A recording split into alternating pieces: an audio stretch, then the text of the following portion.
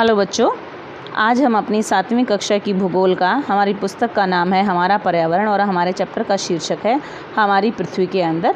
इस चैप्टर को हम करेंगे। चलिए शुरू करते हैं। हमारी पृथ्वी एक गतिशील ग्रह है। इसके अंदर एवं बाहर निरंतर परिवर्तन होते रहते हैं। पृथ्वी गति करती है, अपने अक्ष पर भी घूमती और सूरज के चारों ओर भी घूमती है। तो इसकी जो आंतरिक संरचना होती है उसमें भी बदलाव होते रहते हैं और जो इसकी बाहरी परतें होती हैं उसमें भी बदलाव होते रहते हैं। अब हम पढ़ेंगे पृथ्वी का आंतरिक भाग कि वो कैसा होता है। एक प्याज की तरह पृथ्वी भी एक के ऊपर एक संकेंद्री परतों से बनी है। इस चित्र में जैसा कि दिखाया गया है, पृथ्वी की सतह की सबसे ऊपरी परत को पर्पटी कहते हैं। मतलब कि पृथ्वी जैसी बाहर से दिखती है अंदर से वैसी ही नहीं है। जैसे प्याज होता है, उसके ऊपर एक परत होती है, फिर उसके नीचे दूसरी निकलती, फिर तीसरी निकलती, फिर चौथी निकलती है। ऐसे ही पृथ्वी की भी परतें होती हैं। और वो जो आप इस चित्र में देख सकते हैं, ये लाल रंग से दिखाई है, ये पीले रंग से दिखाई है, ये ऊपर वाली लाल रंग से दिखाई है। इस तरह से उसकी भी अनेक परतें होती हैं। जो सबसे ऊपरी परत होती है उसको कहते हैं हम पर्पटी। इसको हम इंग्लिश में कहते हैं क्रेस्ट। ये सबसे पतली परत होती है। इसकी मोटाई होती है 5 किलोमीटर से 35 किलोमीटर तक। जहाँ महाद्वीप, जहाँ ज़मीन होती है, वहाँ इसकी मोटाई ज़्यादा होती है 35 किलोमीटर तक। और जहाँ समुद्र होते हैं, महासागर होते हैं, वहाँ इसकी मोटाई होती है 5 किलोमीटर तक। और जो महाद्वीप होते हैं, इनके ऊपर जो पर्पटी होती है उसमें मुख्य रूप से सिलिका और एल्यूमिना मिलते हैं। इसीलिए इसको कहते हैं सीएल। सी मतलब सिलिका, एल मतलब एल्यूमिना। और जो महासागर के ऊपर जो पर्पटी होती है, जो क्रस्ट होती है, जो मिट्टी होती है, उसमें मुख्यतः रूप से मिलते हैं सिलिका और मैग्नीशियम। इसीलिए इसको कहते हैं सीमे, शॉर्ट फॉर्म में। सी मतलब सिलिका और मे मतलब मैग्नीशियम। इस चित्र में जो 2.2 है, इसमें समझाया गया है कि देखिए यहाँ पर मिट्टी है तो यहाँ पर ये पर्पटी की मोटाई भी ज़्यादा है। यहाँ पर क्या है, महासागर है, तो यहाँ पर पर्पटी ये कितनी पतली है, ये यहाँ पर सिर्फ इतनी मोटी है पर्पटी, जबकि यहाँ पर ये नीचे तक फैली हुई है, इसकी मोटाई ज़्यादा है। उसके बाद पर्पटी के ठीक नीचे होता है मेंटल। ये पर्पटी और इसके बाद मेंटल, ये मेंटल है। इस भाग को कहते हैं क्या, मेंटल। ये होता है मेंटल। इसकी होती है मोटाई लगभग 2900 किलोमीटर, 2900 किलोमीटर गहराई तक ये फैली होती है मेंटल। और इसकी सबसे आंतरिक परत जो बिल्कुल अंदर है, ये हो गई क्रोड। ये क्रोड, ये मेंटल और ये पर्पटी। पृथ्वी की 3 मुख्य परतें होती हैं। क्रोड, आंतरिक क्रोड भी कह देते हैं इसको, बीच में मेंटल और बाहर पर्पटी। ठीक है। अब हम क्रोड के बारे में ही, मेंटल के बारे में ही थोड़ा और पढ़ रहे हैं, जिसकी त्रिज्या लगभग 3500 किलोमीटर है। ये मुख्यतः निकल एवं लोहे की बनी होती है। निकल भी एक तरह की लोहे का ही एक अयस्क होता है। इसे नी से निकल और फे से फेरस। फेरस क्या है, लोहे का ही जो साइंटिफिक रूप होता है उसमें उसको क्या कहते हैं, हम फेरस कहते हैं। केंद्रीय क्रोड का तापमान एवं दाब काफ़ी उच्च होता है। और जो केंद्रीय क्रोड होती है उसका दाब और उसमें तापमान बहुत ज़्यादा होता है, उसमें बहुत ज़्यादा गर्मी होती है, क्योंकि ऊपर इतनी ज़्यादा उसके ऊपर प्रेशर होता है, इतना ज़्यादा वज़न होता है। अपने आप ही जब किसी चीज़ के ऊपर बहुत ज़्यादा भार होगा तो अंदर अपने आप ही तापमान भी बढ़ जाएगा और उसके ऊपर प्रेशर भी अपने आप ही बढ़ जाएगा।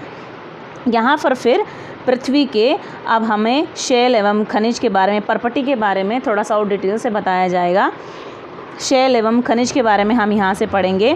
पृथ्वी की पर्पटी अनेक प्रकार के शैलों से बनी है। पृथ्वी की पर्पटी बनाने वाले खनिज पदार्थ के किसी भी प्राकृतिक पिंड को शैल कहते हैं।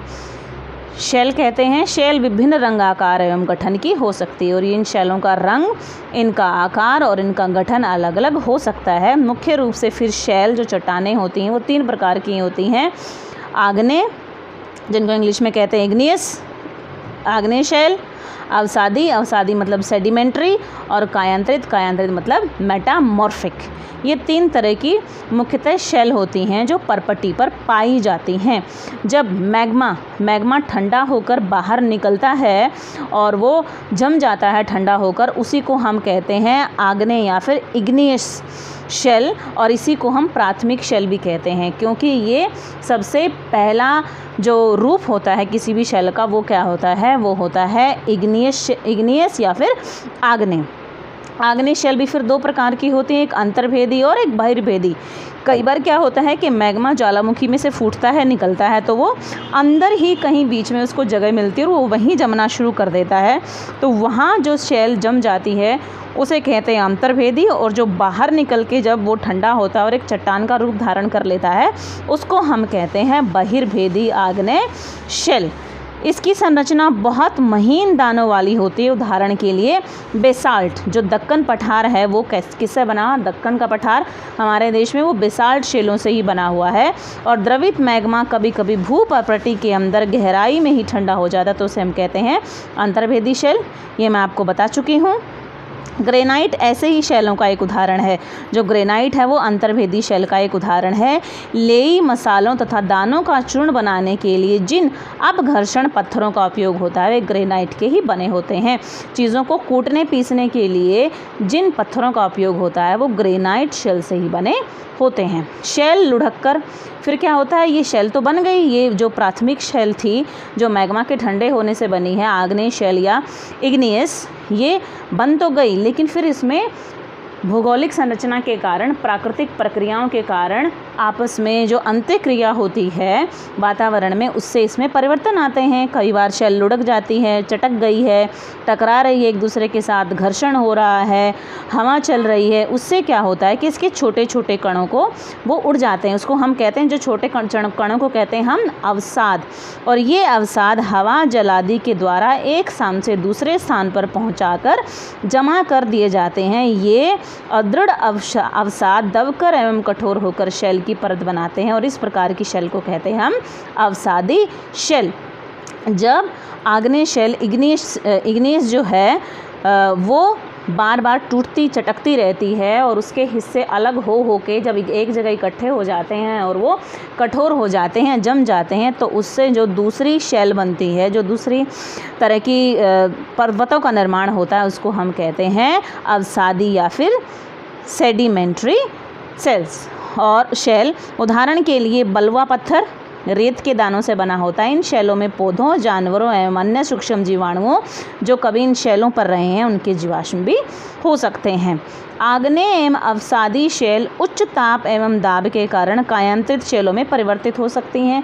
फिर बार बार इनके ऊपर भी अंतःक्रियाएं, प्राकृतिक पर्यावरण के कारण, कभी बारिश होती है, कभी तेज़ हवाएं चलती है, आंधी तूफान बरसात आते हैं, उन सब के कारण क्या होता है कि इनके अंदर भी बदलाव होते रहते हैं। तापमान बदलता है, दबाव पड़ता है इनके ऊपर। तो उदाहरण के लिए चिकनी मिट्टी स्लेट में एवं चूना पत्थर संगमरमर में परिवर्तित हो जाता है। इन्हीं को हम कहते हैं कैसी, कायांतरित शैल या फिर मेटामॉर्फिक। ये शैल जो हैं, ये हमारे लिए जो शैल हैं सभी प्रकार की, वो हमारे लिए बहुत ज़्यादा उपयोगी हैं। कठोर शैलों का उपयोग हम सड़क, घर एवं इमारत बनाने के लिए करते हैं। आप पत्थरों का उपयोग कई खेलों में करते हो। उदाहरण के लिए जैसे आप पिट्ठू खेलते हो, आप चिबड्डी खेलते हो, स्टापू खेलते हो, 5 पत्थर ऊपर नीचे लगा के खेलते हो। तो इस तरह से ये सब शैल हमारे बहुत ज़्यादा उपयोग में आती हैं। अब यहाँ पर ये स्मारकों के चित्र दिए गए हैं। ये लाल किला है जो लाल बलुआ पत्थर से बना, ताजमहल जो है वो सफ़ेद संगमरमर से बना है। आप इनके बारे में, इनकी शैल किस तरह की शैलों से बनाई, ये जानकारी आप इकट्ठा कर सकते हैं। फिर नीचे आपको बताया गया है, आपको जानकर आश्चर्य होगा कि किन्हीं निश्चित दशाओं में एक प्रकार की शैल चक्रीय तरीके से एक दूसरे में परिवर्तन हो जाते हैं। एक तरह से जैसे जल चक्र होता है वैसे ही शैल चक्र भी होता है। पहले एक शैल होती है, फिर वो दूसरे में बन जाती है, फिर वो तीसरे में बदल जाती है, फिर वो वापस अपने प्राथमिक रूप में ही आ जाती है। जैसे आप जानते हैं कि द्रवित मैग्मा ठंडा होकर ठोस आग्नेय शैल बन जाता है। ये आग्नेय शैल छोटे छोटे टुकड़ों में टूटकर एक स्थान से दूसरे स्थान पर चली जाती है और अवसादी शैल का निर्माण करते हैं। फिर ताप एवं दाब के कारण ये आग्नेय एवं अवसादी शैल कायांतित शैल में बदल जाते हैं और जब अत्यधिक दाब और ताप पड़ता है तो ये फिर दोबारा से पिघलकर मैग्मा बन जाते हैं। मतलब ये पहला मैग्मा था, ये मैग्मा निकला, चट्टान बनी, इससे बनी आग्नेय शैल। आग्नेय शेल टूट फूट के बनी। अवसादी शेल के ऊपर जब प्रेशर और टेम्परेचर का बहुत ज़्यादा टेम्परेचर हुआ तो ये बन गई अवसादी शेल। और अवसादी शेल के ऊपर जब टेम्परेचर बहुत ज़्यादा हुआ, जब उसके ऊपर बहुत ज़्यादा फोर्स लगा तो वो वापस में वो बन गई कायांतरित शेल। और फिर इससे दोबारा से ये टूट के गल के दोबारा से मैग्मा में बदल गई। इस तरह से ये क्या है, एक शेल का चक्र है। और शेल जो है वो हमें विभिन्न प्रकार के खनिज भी देती हैं। खनिज प्राकृतिक रूप में पाए जाने वाले वे पदार्थ हैं जिनका निश्चित भौतिक गुणधर्म एवं निश्चित रासायनिक मिश्रण होता है। उनके कुछ भौतिक गुणधर्म होते हैं और कुछ रासायनिक मिश्रण होता है। इनको क्या कहते हैं, हम खनिज कहते हैं। खनिज मानव जाति के लिए बहुत ज़्यादा उपयोगी हैं।